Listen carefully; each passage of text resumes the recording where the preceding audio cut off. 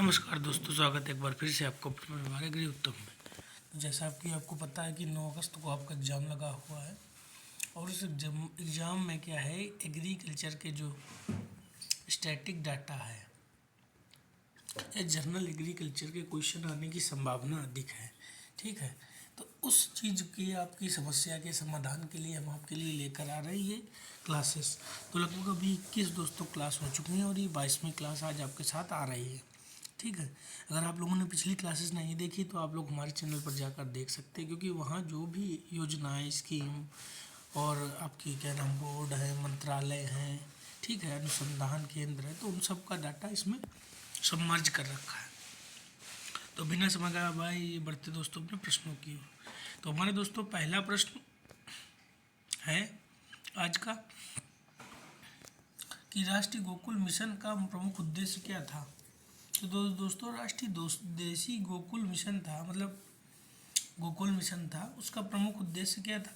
तो ये था देशी गोवंश नस्लों का संरक्षण एवं आनुवांशिक सुधार करना था। हमारा अगला प्रश्न है राष्ट्रीय गोकुल मिशन का शुभारंभ किस वर्ष हुआ। तो दोस्तों इसका शुभारंभ 2014 में हुआ था। ठीक है, अब हम बढ़ते हैं अगले प्रश्न। हमारा प्रश्न नंबर 28 यह है कि राष्ट्रीय गोकुल मिशन का नोडल मंत्रालय कौन सा था। तो दोस्तों इसका जो नोडल मंत्रालय है वो था आपका मत्स्य पालन, पशुपालन एवं डेयरी मंत्रालय नोडल मंत्रालय था। प्रश्न नंबर 29 है दोस्तों हमारा, निम्नलिखित में से राष्ट्रीय गोकुल मिशन का प्रमुख घटक क्या था। तो दोस्तों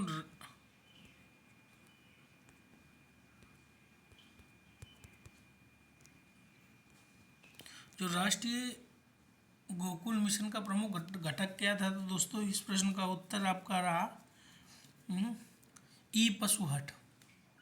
ई पशु हट। हमारा प्रश्न नंबर 30 कुछ इस प्रकार है। प्रश्न नंबर 30 है हमारा कि राष्ट्रीय पशु रोग नियंत्रण कार्यक्रम का शुभारंभ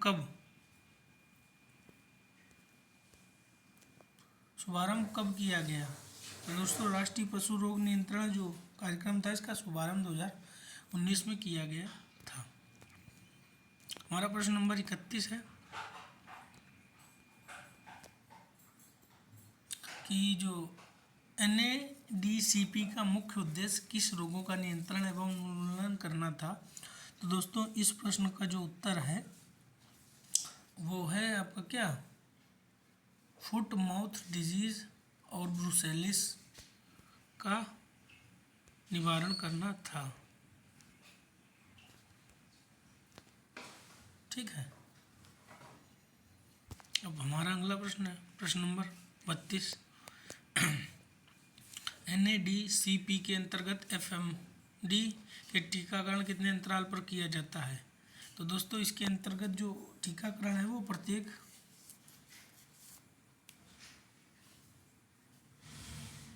6 माह के अंतराल में किया जाता है। ठीक है, बढ़ते हैं अगले प्रश्न की ओर। हमारा अगला प्रश्न है ब्रुसेलोसिस टीकाकरण मुक्ता किन पशुओं में किया जाता है। तो दोस्तों 4 से 8 माह की मादा बछियों में किया जाता है। हमारा अगला प्रश्न है animal husbandry infrastructure development fund का शुभारंभ किस वर्ष किया गया था। तो दोस्तों एनिमल डेवलपमेंट इंफ्रास्ट्रक्चर जो का फंड है उसका शुभारंभ आपका गया था 2020 में। प्रश्न नंबर 35 है दोस्तों हमारा,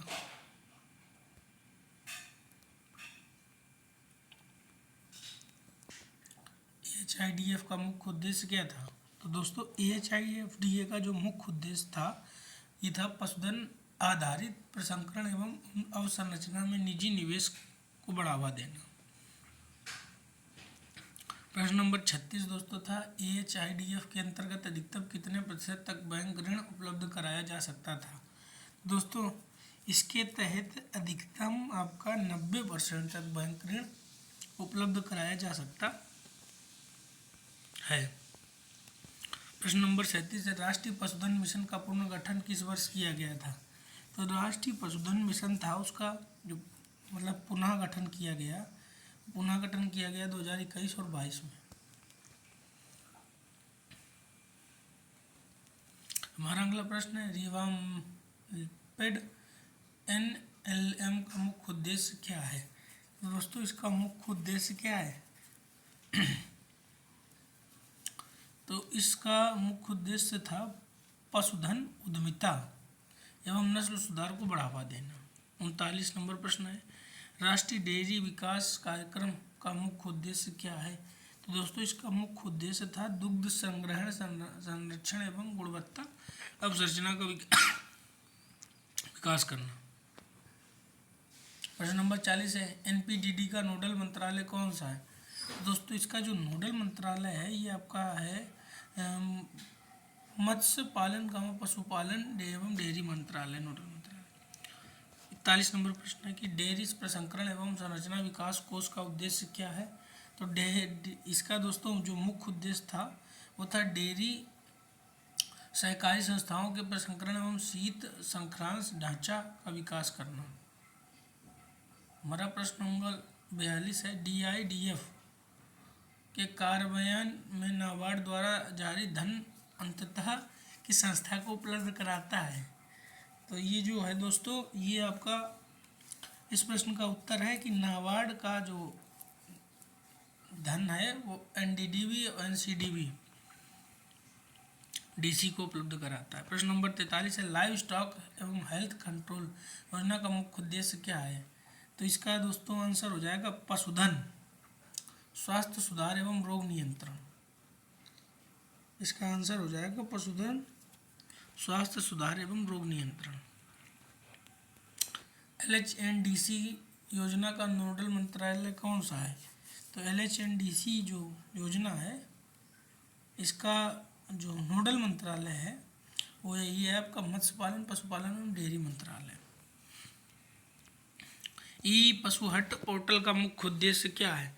तो दोस्तों इसमें क्या है जो ई पशु हट का मुख्य उद्देश्य है तो इसका मुख्य जो उद्देश्य था वो था उच्च गुणवत्ता वाले पशु जन्म प्लाज की ऑनलाइन उपलब्धता कराना। ठीक, अब प्रश्न नंबर 46 की ओर बढ़ते हैं। तो दोस्तों इस ई पशु हट पोर्टल किस वर्ष प्रारंभ किया गया था। तो ये दोस्तों 2016 में किया गया था।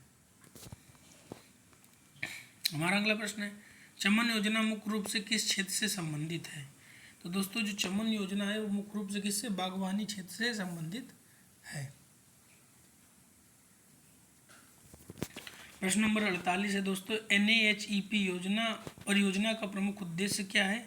तो दोस्तों इस योजना का प्रमुख उद्देश्य था कृषि शिक्षा का आधुनिकीकरण एवं गुणवत्ता सुधार करना। ठीक, NICRA योजना का क्रियान्वयन मुख्य रूप से किस संस्था द्वारा किया जाता है। तो दोस्तों ICR के द्वारा इसका मुख्य क्रियान्वयन किया जाता है। हमारा 50 नंबर प्रश्न है वो अंतिम प्रश्न है निम्नलिखित में से कौन सा युग्म सही है। तो ये आपको बताना है उत्तर कमेंट के माध्यम से। ठीक है, और मिलते हैं दोस्तों आपसे अगले वीडियो में। तब तक के लिए जय हिंद जय भारत।